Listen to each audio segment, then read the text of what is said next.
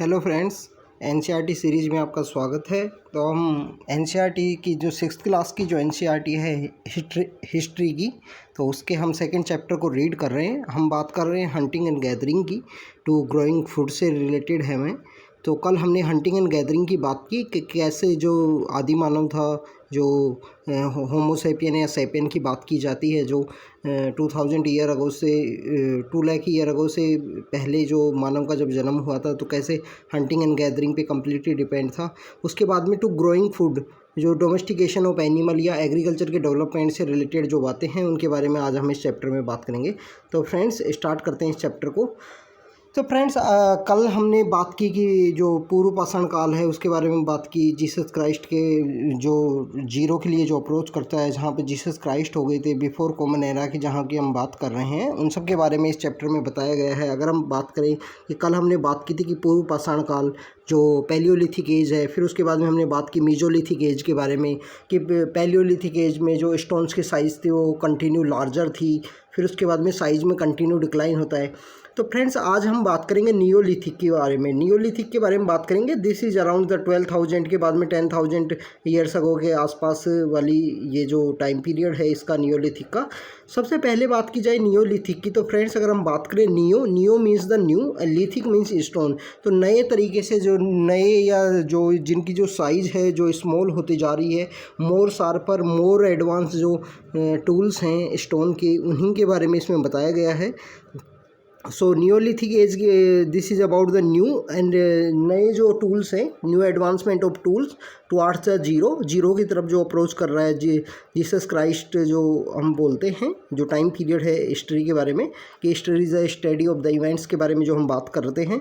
इसके अलावा अगर हम बात करें फ्रेंड्स कि मीजोलिथिक के टाइम पीरियड में क्या चेंज आया था, तो सबसे पहले हम बात करें कि सोसाइटी के अंदर चेंज हुआ था। कि हम लोगों ने कल जो पिछले लेक्चर के अंदर रीड किया कि कैसे उस टाइम में एनवायरनमेंट के अंदर चेंज आया। फिर उसके बाद में कैसे लोग जो अर्ली ह्यूमंस थे उन्होंने अपने स्टोन्स के थ्रू टूल्स बनाना स्टार्ट की। फिर उसके बाद में हमने रीड किया कि कैसे एग्रीकल्चर का जो एनिमल है उसका यूज़ करने लगे, वो लोग डोमेस्टिकेशन करने लगे उससे बचाव के लिए। इसके अलावा फायर का कैसे आविष्कार हुआ। तो इसके बाद धीरे धीरे वे सेटलिंग ऑफ लाइफ आती है, और इसके साथ शुरुआत में कल्चर का डेवलपमेंट होता है, कल्चर से डेवलपमेंट होता है सिविलाइजेशन का। जो कल्चर टू सिविलाइजेशन के इस डेवलपमेंट को हम आज पढ़ाई कर रहे हैं। इसके अलावा इसमें डिफरेंट साइज, डिफरेंट टूल्स, इन सब के बारे में इनमें बताया गया है। तो फ्रेंड्स, नेक्स्ट इसके अंदर समझते हैं। तो फ्रेंड्स, बताया गया है कि 12,000 के आसपास जो चेंज आया, 12,000 के आसपास जो चेंज आया इन्वायरमेंट के अंदर। और इन्वायरमेंट के अंदर जो चेंज आया, स्पेशली इन्वायरमेंट ज़्यादा जो वार्मर होने लगा, उसकी वजह से ग्रासलैंड का डेवलपमेंट हुआ। तो फ्रेंड्स, अगर ग्रासलैंड का डेवलपमेंट हुआ तो नई नई वैरायटी के जो फसल हैं, जो क्रॉप्स हैं, उनका भी डेवलपमेंट उसी टाइम में हुआ। तो सबसे पहले अगर हम बात करें तो ग्रेन्स के अंदर वीट, बार्ले, राइस, इन सब का डेवलपमेंट उसी टाइम में हुआ। और अगर ग्रासलैंड का डेवलपमेंट हुआ तो उसी टाइप के जो एनिमल्स हैं उनका भी डेवलपमेंट होगा, जो ग्रासलैंड के ऊपर ज़्यादा जो ग्रासलैंड इकोसिस्टम है जिसके अंदर डोमिनेट करते हैं। तो सबसे पहले जो एनिमल्स का जो डेवलपमेंट हुआ उसके अंदर डियर है, एंटीलोप है, गोट है, सीप है, कैटल है। तो इन सब का डेवलपमेंट होने की वजह से जो ह्यूमन बीइंग है और जो प्रीडेटर्स हैं, जैसे जो लॉयन है, टाइगर है, जो लोग इन लोगों को खाया करते हैं, उन लोगों ने इनको फॉलो करना स्टार्ट किया, और सोसाइटी के अंदर है ना जो चेंज का एक स्टार्ट हुआ। अब इसके बारे में अगर हम बात करें फ्रेंड्स, कि हमने देखा कि कैसे धीरे धीरे जो ह्यूमन बीइंग है, पहले हंटर एंड गैदरर था, सिर्फ उसका काम था कि हंटिंग करना और उसको गैदर करना। उसके बाद में उसने अपना कोई फूड वो प्रोड्यूस नहीं किया करता था, कम्प्लीटली डिपेंड ऑन एनिमल्स, कि उनको हंट करना है, वही उसका टारगेट था। कॉन्स्टेंटली वो इसी के लिए मूव किया करता था। कल हमने देखा कि मूवमेंट के जो बेसिकली जो रीजन्स थे, उनका रीजन्स के बारे में हमने देखा कि एनिमल्स की जो पॉपुलेशन है उनका कम हो जाना। इसके अलावा वाटर की स्कैरसिटी हो जाना, वो भी इसके मूवमेंट का एक रीजन था। इसके अलावा हमने स्टडी किया कि चेंज कैसे किया जाएगा इन्वायरमेंट के अंदर, कैसे चेंज आया और कैसे जो ग्रास रूट इकोसिस्टम है उसका डेवलपमेंट हुआ। इसके बाद में फ्रेंड्स हम देखते हैं कि जो इन्वायरमेंट है चेंज हुआ, गर्म होना स्टार्ट हो गया, जिसकी वजह से ग्रासलैंड इकोसिस्टम का डेवलपमेंट हुआ। तो ग्रासलैंड इकोसिस्टम का जो स्टार्ट होने की वजह से डेवलपमेंट, उसकी वजह से जो नई जो क्रॉप की वैरायटीज़ जो सोसाइटी के अंदर आई, लाइक द बार्ले का जो डेवलपमेंट हुआ, वीट का जो डेवलपमेंट हुआ, तो जो ह्यूमन बीइंग है उस टाइम के जो मानव जो थे, उन्होंने इन सब चीज़ों को देखना स्टार्ट किया। उन्होंने देखा कि ये पेड़ है, ये बीज है, बीज से कैसे पौधा बन रहा है, कैसे वो स्प्राउट हो रहा है, तो उन सब की चीज़ों के बारे में उन्होंने देखना स्टार्ट किया। तो वो उन लोगों ने इस चीज़ के बारे में इंटरेस्ट लेना स्टार्ट किया। They are start taking interest in it. और न्यू प्लांट्स, उनकी लोकेशन कि प्लांट्स का कैसे स्टार्ट होता है। इसके अलावा फ्रेंड्स हमने ऑलरेडी कल जो प्रीवियस लेक्चर है उसके अंदर हमने देखा है कि किस टाइप से जो अर्लियर ह्यूमन बींग्स हैं उनको पता था कि कौन सा प्लांट है जो एडिबल है, कौन सा प्लांट नॉन एडिबल है। उसके अलावा उनको सीजन्स का भी पता था। They peoples also eat the roots या फ्रूट्स, उनको भी जो जड़ और कंद मूल जो भी थे वो उनको भी खाया करते थे। तो उनके बाद उनको पता था कि कौन से सीजन के अंदर कौन सा फ्रूट्स आता है, तो उनको सीजन्स के बारे में अवेयर था। They are more smart people. तो उनको इन सब चीज़ों के बारे में पता होने की वजह से उन्होंने इंटरेस्ट लेना स्टार्ट किया और एग्रीकल्चर का डेवलपमेंट इसी तरीके से फ्रेंड्स स्टार्ट होता है। तो इसी तरह के जब एग्रीकल्चर का डेवलपमेंट हुआ, तो एग्रीकल्चर के जो डेवलपमेंट के पीछे जो मेन रीजन्स हैं, सबसे पहले जो रीजन है वो है फार्मिंग एंड हर्डिंग। सबसे पहले इंसान ने जब नई क्रॉप्स को, जैसे जो इन्वायरमेंट के अंदर जब चेंज हुआ और नई क्रॉप्स को जैसे उगते हुए देखा, तो उसका जो इंटरेस्ट है वो फार्मिंग की तरफ स्टार्ट हुआ। इसके अलावा उसने उसी टाइम में देखा कि अगर एनिमल्स को ग्रुप में रखा जाए, अगर आसपास रखा जाए, उनका यूज़ किया जाए, तो हर्डिंग जो है उसका भी स्टार्ट उसी टाइम से हुआ। डोमेस्टिकेशन ऑफ एनिमल का स्टार्ट हुआ कि अगर हम एनिमल को हर्ड करेंगे, उनका यूज़ करेंगे एग्रीकल्चर में, तो उनको घर के पास रखना होगा, डोमेस्टिकेशन करना होगा, साथ ही रखना होगा। इसके अलावा अगर डोमेस्टिकेशन ऑफ एनिमल होएगा और घर का अगर डेवलपमेंट होएगा, तो उसके साथ साथ वे ऑफ सेटल लाइफ ही होगी। पहले की जो लाइफ थी वो कॉन्स्टेंटली मूविंग थी, अब सेटल वे ऑफ लाइफ आएगी तो कस्टम्स एंड ट्रेडिशन का डेवलपमेंट होगा, डिफरेंट वैरायटी ऑफ फूड का उस टाइम में डेवलपमेंट हुआ।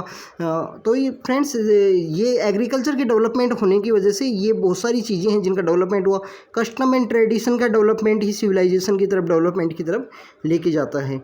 तो फ्रेंड्स, हम अगर आगे इसके अंदर देखें कि जो नए प्लांट्स का जो ऐसे डेवलपमेंट हुआ, तो उस टाइम में जब नए प्लांट्स का जब डेवलपमेंट हुआ तो उनको पता था कि प्लांट एडिबल है कि पॉइजनियस है। अब उनको पता लगा कि प्लांट एडिबल है तो उनको उगाना है। एग्रीकल्चर का जब डेवलपमेंट किया तो उनको अब सबसे पहली बात कि उन्होंने स्टार्ट किया एग्रीकल्चर का। अभी एडिबल है तो ह्यूमंस के लिए भी एडिबल है और एनिमल्स के लिए भी एडिबल है। अगर एनिमल्स के लिए एडिबल है तो ह्यूमंस को उसको प्रोटेक्ट करने की ज़रूरत थी, प्रोटेक्ट फ्रॉम द एनिमल या बर्ड। अगर प्रोटेक्ट करने के दो ही रीजन थे, क्या तो एनिमल को ही अब हर्डिंग करना स्टार्ट कर दूँ, तो उन्होंने इस तरीके से एनिमल की हर्डिंग करना स्टार्ट की, जिसके अंदर ग्रुप ऑफ एनिमल्स को डोमेस्टिकेटेड कर देते थे। डॉग जो है, डॉग को सबसे पहले इन लोगों ने वो किया हर्डिंग के लिए, जो डोमेस्टिकेशन स्टार्ट किया। इसके अलावा अगर वो प्लांट की अगर बात करें, एडिबल है तो उसका सीड का रीयूज किया जा सकता है, नहीं किया जा सकता। इसी तरीके से एग्रीकल्चर का डेवलपमेंट हुआ फ्रेंड्स यहाँ पे। तो फ्रेंड्स, अगर हम नेक्स्ट टॉपिक की तरफ देखें तो इसमें बताया है कि डोमेस्टिकेशन, जो एनिमल या प्लांट का जो डोमेस्टिकेशन स्टार्ट हुआ साथ साथ में, तो उसके अंदर सबसे पहले ये बात बताई गई कि एनिमल का वो जो डोमेस्टिकेशन जब किया करते थे तो वो लोग क्या क्या चीज़ देखा करते थे। एनिमल ये हमारे साथ रहने लायक नहीं है कि नहीं है, क्या लोइन का तो डोमेस्टिकेशन उन लोगों ने किया नहीं था। तो डोमेस्टिकेशन के लिए सबसे पहले वो देखा करते क्या ये डिजीज़ से इम्यून है कि नहीं है। हमने देखा है कि बहुत सारी जो डिजीज़ है जो एनिमल से ही स्टार्ट होती है, जैसे स्वाइन फ्लू हो गया। स्वाइन फ्लू के साथ साथ में तो ये जो बर्ड फ्लू है, ये इसके अलावा हम कोविड-19 का जो अभी तक पता नहीं लगा है। तो बहुत सारी जो डिजीज़ हैं जो एनिमल के थ्रू ही स्टार्ट होती हैं, तो उन सबको से इम्यून है कि नहीं है एनिमल, इस चीज़ के बारे में उनको पता होना चाहिए। उसी एनिमल का वो डोमेस्टिकेशन करते थे। उस एनिमल को स्टोर करके या घर में डोमेस्टिकेशन किया जा सकता है कि नहीं किया जा सकता, उसके बारे में भी उस एनिमल के बारे में पता होना चाहिए। इसके अलावा एनिमल का मल्टीपर्पज़ यूज़ हो सकता है कि नहीं हो सकता, इसके बारे में भी उन्हीं एनिमल्स को उन्होंने डोमेस्टिकेशन किया।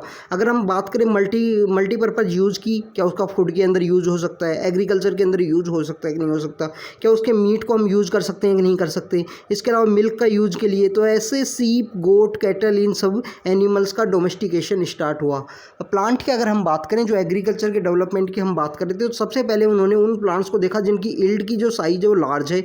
इसके अलावा उन्होंने देखा कि सीड, जो उसके सीड को प्रिजर्व कर सकते हैं कि नहीं कर सकते, क्या उसके सीड को रीयूज़ कर सकते हैं कि नहीं कर सकते, क्योंकि दोबारा जो फसल का जो डेवलपमेंट करने के लिए उसी सीड का ज़रूरत होगी, तो सीड का क्या रीयूज़ कर सकते हैं कि नहीं कर सकते। तो इसी टाइप से जब शुरुआत में है व्हीट और बार्ले नाम के जो दो क्रॉप हैं, उनका उन प्लांट्स का डोमेस्टिकेशन इन्होंने स्टार्ट किया, उनका एग्रीकल्चर के अंदर यूज़ करना अर्ली ह्यूमन्स ने स्टार्ट किया। फ्रेंड्स, हम इसमें अगर हम बात कर रहे हैं फार्मिंग की, तो फार्मिंग की वजह से हर्डिंग स्टार्ट हुआ, हर्डिंग की वजह से डोमेस्टिकेशन ऑफ एनिमल स्टार्ट हुआ, और उसकी वजह से उनका स्टेयरिंग और रेयरिंग की जो बात है वो स्टार्ट हुई।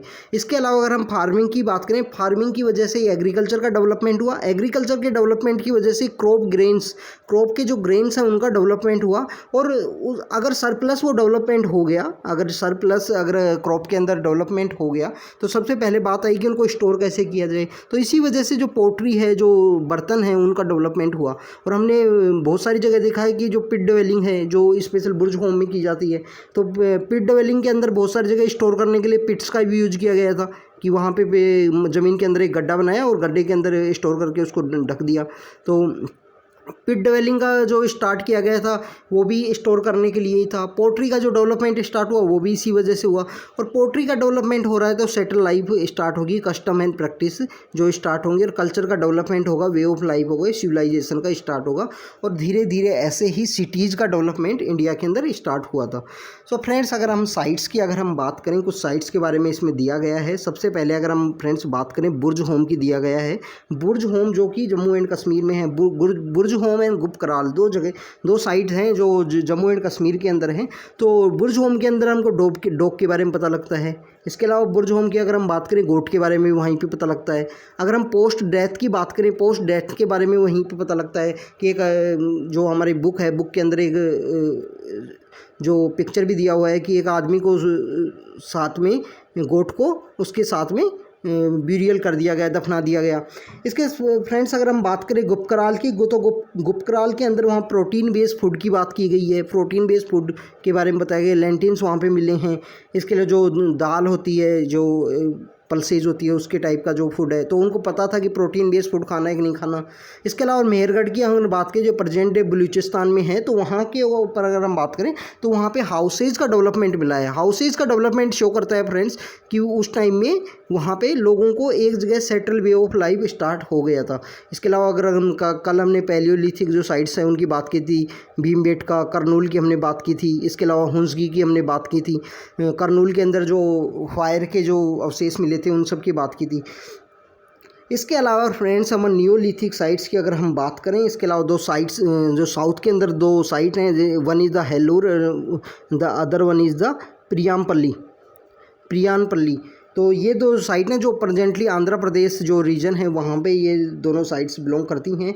अगर हम प्रियामपल्ली की बात करें तो वहाँ पे ब्लैक ग्राम है, जो काला चना है उसका मिला है, उसके एविडेंस मिले हैं, ब्लैक ग्राम। इसके अलावा फ्रेंड्स हम बात करें, कोल्डी हवा चिरांद है बिहार में, और एक साइट है जो ब्रह्मपुत्र वैली के पास है, दौजी हाइडिंग, ये साइट है। यहाँ पे एक स्टोन वहाँ से मिला है। तो फ्रेंड वो स्टोन लोकली नहीं मिला करता था, वो चाइना से लाया गया था। तो फ्रेंड्स वो शो करता है कि उस टाइम में जो अर्ली ह्यूमन्स थे वो ट्रैवल किया करते थे, उनके कनेक्शंस से, उनके कॉन्टैक्ट से उस टाइम में। सो फ्रेंड्स यही सब साइट्स हैं, इनके बारे में आप रीड करना, अंडरस्टैंड करने की कोशिश करना। सो इन सब साइट्स के बारे में बताया गया है। अगर हम साइट्स के बारे में अगर हम देखें तो बुर्ज होम है फ्रेंड्स, बुर्ज होम के अंदर डॉग मिला है। गोट मिला है। इसके अलावा बुरियल साइट्स भी है, पोस्ट डेथ के बारे में यहाँ बताया गया है। गोट के साथ में यहाँ पे जो बुरियल कर दिया गया था। गुप्त कराल में लैंटिन मिला है जो प्रोटीन बेस्ड फूड के बारे में जानकारी देता है।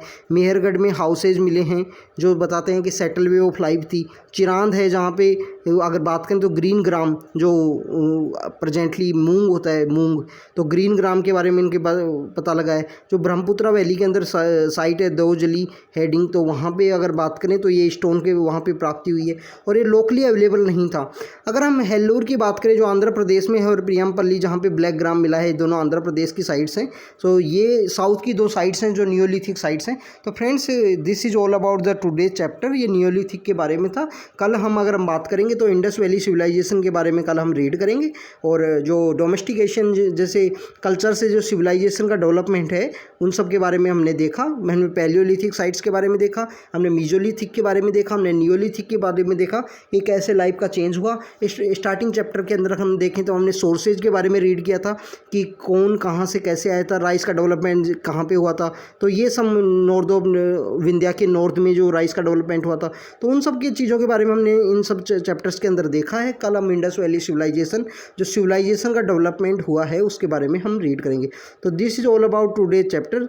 Thank you very much.